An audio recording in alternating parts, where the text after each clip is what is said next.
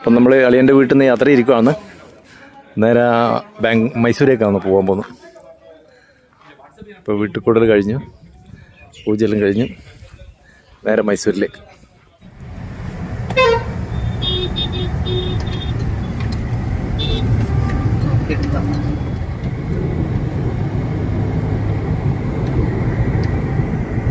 അങ്ങനെ ബംഗളൂരു മൈസൂര് ഹൈവേയിൽ കയറി. ഇനി ടോളുകളുടെ കളിയായിരിക്കും, ബഹളം. ഇല്ല, രണ്ട് ടോളേ ഉള്ളൂ. ഓ, രണ്ടേ ഉള്ളൂ. പക്ഷെ പൈസ കൂടുതലാണ്. 350 ചില്ലറയാവും, 600 ചില്ലറയാവും. Okay okay. നമുക്ക് എന്നാലും ഹൈവേയില് ആദ്യമായിട്ട് നമ്മൾ ഈ ഹൈവേയിൽ കയറുന്നല്ലേ അല്ലേ? എക്സ്പീരിയൻസ് ലാസ്റ്റ് ആയിരിക്കും അല്ലേ മെട്രോ സ്റ്റേഷൻ? അങ്ങോട്ടില്ലാന്ന് തോന്നുന്നു. ഇവിടെ ലാസ്റ്റ് ആന്ന് തോന്നുന്നു. ഇതെന്നാ ബിൽഡിങ്? ബ്രിഗേഡ് പനോരമ ഹോസ്പിറ്റലാ? അപ്പാർട്ട്മെന്റാ? അല്ല, ഇതാരാന്നറിയില്ല. ആരോ ഒരു പ്രതിമ. ബുദ്ധനല്ലല്ലോ, ബുദ്ധനെല്ലാം തോന്നുന്നേ. ആരാ നമുക്ക് മനസ്സിലായില്ല.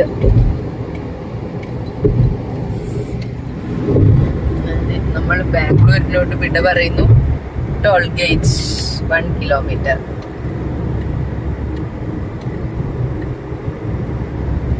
ഫസ്റ്റ് ടോൾ ഗേറ്റ് തുടങ്ങുന്നതന്നെ. ടോൾ കൊടുക്കട്ടെ. കാറ് പോകുന്നേ തന്നെ നമ്മള് തന്നെ അങ്ങനെ ടോൾ കൊടുക്കട്ടെ. ഫാസ്ടാഗ് ഇല്ലാത്തോണ്ട് ഫുൾ ഇവിടെ പേ ചെയ്യണം. അങ്ങനെ കേസ് കുറേ നേരം കാത്തു നിന്നു. എന്താ ചെയ്യാനാ? നോക്കട്ടെ. അങ്ങനെ നമ്മള് ഏത് എക്സ്പ്രസ് വേയാ? എക്സ്പ്രസ് വേയില് കയറി. ബാംഗ്ലൂർ മൈസൂർ എക്സ്പ്രസ് വേയിൽ കയറി. അങ്ങനെ മൈസൂരിലേക്ക് അടിപൊളിയായിട്ട് കത്തിച്ച് വിട്ടു പോന്നു. ഒന്നും ചിന്തിക്കണ്ടല്ലോ. 10 വരി. എത്ര വരി ഇത്? 10 വരിയാന്ന് തോന്നുന്നു.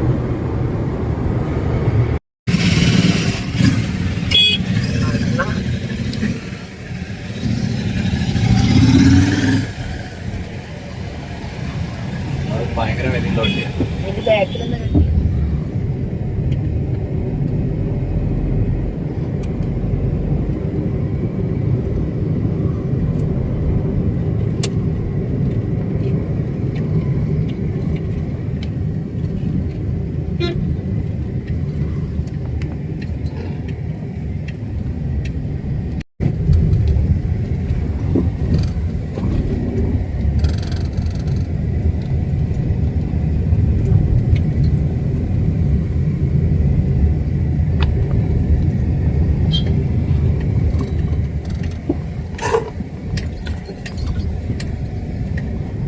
നമ്മൾ അങ്ങനെ പോയിക്കൊണ്ടിരിക്കുമ്പോ വിചാരിച്ചു എന്നാ പിന്നെ സോമനാഥപുര ടെമ്പിളിലൊന്ന് വിസിറ്റ് ചെയ്യാന്ന്. അങ്ങനെ നമ്മൾ ഹൈവേന്ന് മാണ്ഡ്യയിലേക്കുള്ള റൂട്ടിലേക്ക് ഇറങ്ങിയിട്ട് മാണ്ഡ്യന്റെ ഉൾഗ്രാമത്തിലേക്ക് കൂടി സോമനാഥപുരത്തിലേക്ക് പോന്ന. സോമനാഥപുര ടെമ്പിൾ വന്നിട്ട് കോശാല രാജവംശത്തിന്റെ 12 അമ്പലങ്ങളിൽ ഒരമ്പലാന്ന്. ഇത് വലിയ അമ്പലാന്ന്. നമ്മ പോയി കണ്ടാലേ മനസ്സിലാവും. നല്ല. ഇപ്പൊ നമ്മൾ പോകുന്നത് മണ്ഡ്യന്ന് കുറച്ച് ഉള്ളിലേക്കുള്ള വഴിയാണ്. അതിന്റെ ഒരു കാവിലേക്ക് കൂടിയാ പോകുന്നത്, ഗ്രാമപ്രദേശത്തേക്ക് കൂടി. നല്ല രസകരമായ കാഴ്ച. നല്ല പാടശേഖരമൊക്കെ ഉണ്ടായിരുന്നു. എനിക്ക് അന്നേരം വീഡിയോ എടുക്കാൻ പറ്റിയില്ല. കർണാടകത്തിന്റെ ഉൾഗ്രാമങ്ങളിലൂടെയുള്ള യാത്രയാണ് നമ്മളിപ്പോ പോയിക്കൊണ്ടിരിക്കുന്നത്. സോമനാഥപുര എന്ന് പറയുന്ന സ്ഥലത്താണ് ഒരു കാലത്ത് കർണാടകം ഭരിച്ചിരുന്ന കോശാല സാമ്രാജ്യത്തിന്റെ ഒരു വലിയൊരു ക്ഷേത്രം. 12 വലിയ ക്ഷേത്രങ്ങളുണ്ട്. ഒരുപാട് കൊത്തുപണികളുള്ള അത്ഭുതകരമായ ക്ഷേത്രം. അതിലൊന്നാണ് ഈ സോമനാഥപുരയുള്ള ക്ഷേത്രം. നമുക്ക് ആ ക്ഷേത്രത്തിലേക്കാണ് പോകുന്നത്. നമ്മളൊരു ചെറിയൊരു വില്ലേജിൽ എത്തിയിട്ടുണ്ട്. കണ്ടോ? മാടുകളും ട്രാക്ടറുകളും. സാധാരണക്കാരായ ജനങ്ങളാണ് ഇവിടെ എല്ലാം ജീവിക്കുന്നത്. കൃഷിയും നമുക്ക് കേരളത്തിലൊന്നും ഇപ്പൊ ഇങ്ങനത്തെ ഗ്രാമങ്ങൾ കാണാൻ തന്നെ ഇല്ല. മെയിനായിട്ട് ഇവരത് പശുവും കൃഷിയാണ്. അപ്പോ ഇങ്ങനെ വില്ലേജുകളിലൂടെ പോവാന്ന്. മാണ്ഡ്യ തന്നെ നമ്മളിപ്പോ ഏകദേശം ഒരു 10 കിലോമീറ്റർ ഉള്ളിലോട്ട് ഉൾഗ്രാമത്തിൽ വന്നിട്ടുണ്ട്. നമുക്കിന്ന് രാത്രി സ്റ്റേ ചെയ്യാൻ ഇവിടെ സോമനാഥപുരത്തില് താമസ സൗകര്യം കിട്ടുമോ എന്നാണ് ഇപ്പം സംശയം. കിട്ടിയില്ല നമ്മൾ തിരിച്ച് മാണ്ഡ്യയിലേക്കോ അല്ലെങ്കിൽ മൈസൂരിലേക്ക് വരും. അപ്പോൾ എന്നിട്ട് അവിടെ സ്റ്റേ ചെയ്യാന്നാണ് വിചാരം. അപ്പൊ എന്റെ മാക്സിമം നമ്മൾ യാത്ര ചെയ്യുമ്പോൾ നമ്മളെ സുഹൃത്തുക്കൾ പല ഭാഗങ്ങളിലായിട്ടുണ്ട്. അവരെല്ലാം വിളിച്ചിട്ട് കൺഫേം ചെയ്തിട്ടാണ് ഞാൻ പോകുന്നത്. അപ്പൊ ഇവിടെ വിളിച്ചപ്പോ കിട്ടിയില്ല. മൈസൂര് 2 ആളുണ്ടായിരുന്നു. ഒരാളെ കിട്ടിയ അയാള് സ്ഥലത്തില്ലാത്തതുകൊണ്ട് ഇപ്പം മൈസൂര് അവരെ കൂടെ അവരെ വീട്ടിൽ നിൽക്കാനുള്ള സൗകര്യം ഉണ്ടാവില്ല. അപ്പൊ നമ്മള് പൈസ മുടക്കി ഹോട്ടലിൽ തന്നെ തങ്ങേണ്ടി വരും. നല്ല റോഡ്, നീളത്തില് അധികം വളവ് തിരിവുകളൊന്നും ഇല്ലാണ്ടല്ലേ, സ്ട്രെയിറ്റ് റോഡാണ് കൂടുതലും കാണുന്നത്. പിന്നെ തെങ്ങുകളെല്ലാം ഇഷ്ടംമാതിരി ഉണ്ട് കേട്ടോ. നമ്മളെ നാട്ടിലെല്ലാം വരുന്ന ഇളനീരല്ലേ, ഇളനീര് ഇങ്ങനെ തമിഴ്നാട് കർണാടകത്തിൽ നിന്നാണ് വരുന്നത്. കാരണം അവര് ഉത്പാദിപ്പിക്കുന്ന തേങ്ങയുടെ ഇളനീർ രൂപത്തിലാണ്.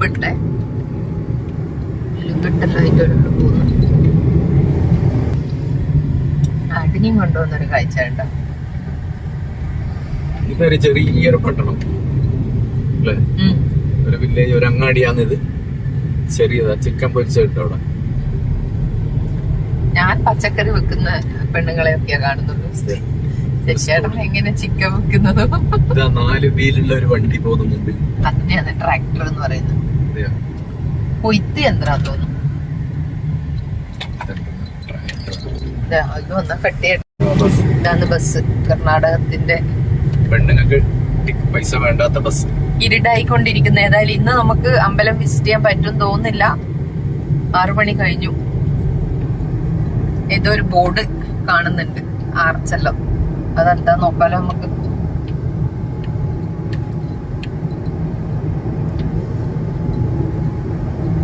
ചേട്ടാ ഒന്ന് വായിക്കൂ. എല്ലാ ബസ്സിലുള്ളൂ. കറക്റ്റ്. ചേട്ടൻ കറക്റ്റ് ആയിട്ട് വായിച്ചത്. എനിക്ക് വായിക്കാൻ അറിയില്ല, ഞാൻ കന്നഡ പഠിച്ചിട്ടില്ല.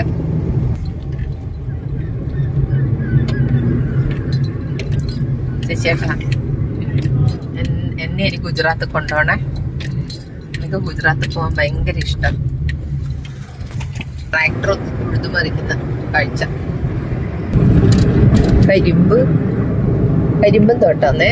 കരിമ്പും തോട്ടത്തിൽ കരിമ്പൊക്കെ മുറിച്ച് വെച്ചിട്ടുണ്ട്.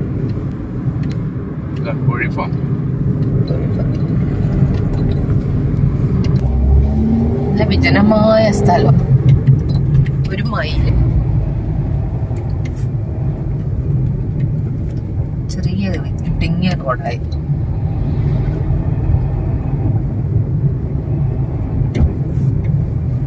നെല്ലുണ്ട്, കരിമ്പ് കൃഷിയുണ്ട്.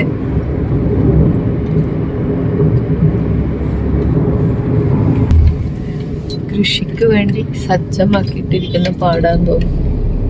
വിശാലമായ പാടശേഖരം. 190, 180, 170, 150, 140. Take the next right onto Somanathapuram. ഏകദേശം നമുക്ക് പോണ്ട സ്ഥലത്തെത്തി. സോമനാഥപുരം. Continue straight, then continue straight past Temple Parking. നമ്മളങ്ങനെ അമ്പലത്തിന്റെ അടുത്ത് എത്തി. പക്ഷേ എങ്കിൽ അത് ക്ലോസ്ഡ് ആണ്. സോമനാഥപുരം. अंदर कोई है? നമ്മള് സോമനാഥപുരം എത്തി. പക്ഷേങ്കിൽ സമയം ലേറ്റായിപ്പോയി, 6 മണിയായിപ്പോയി. അതുകൊണ്ട് ലോക്കാണ്. രാവിലെ 5 മണിക്ക് തുറക്കുന്നതാണ് പറയുന്നത്. നമ്മളിപ്പോൾ സോമനാഥപുരം ഉള്ള അമ്പലത്തിന് മുമ്പ് തന്നെയാണല്ലോ. പക്ഷേങ്കിൽ അമ്പലം ക്ലോസ് ആയിപ്പോയി രാവിലെ 8:30 മണിക്ക്. മേഡം എന്താ തിരിച്ചു പോവാ അല്ല ഇവിടെ സ്റ്റേ ചെയ്യാം? ഏതായാലും വന്നു. അപ്പം നമ്മൾ കണ്ടിട്ട് തന്നെ പോന്നു. ഇവിടെ സ്റ്റേ ഇല്ല, കുറച്ച് ഒരു 6 കിലോമീറ്റർ അപ്പുറം പോയിട്ട് സ്റ്റേ ഉള്ളൂ. ഇത് തീർത്തും ഒരു വില്ലേജിലാണ് കേട്ടോ. തീർത്തും വില്ലേജിലാണ് ഈ ടെമ്പിൾ ഉള്ളത്. ഹൊയ്സാല രാജവംശത്തിൻ്റെ ആ സമയത്ത് ഉണ്ടാക്കിയ ഒരു അമ്പലമാണ്. ഹൊയ്സാല ക്ഷേത്രങ്ങളുടെ അതേമാതിരിയുള്ള വേറൊരു ക്ഷേത്രമാണിത്.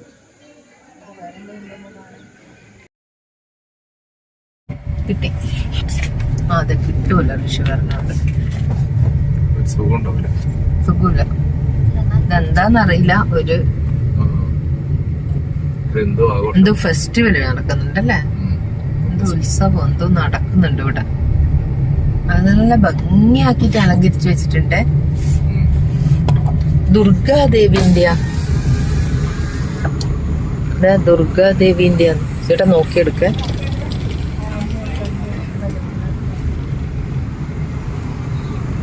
എന്തോ പൂജയോ ഫെസ്റ്റിവൽ എന്തോ നടക്കുന്നുണ്ട് ഇവിടെ.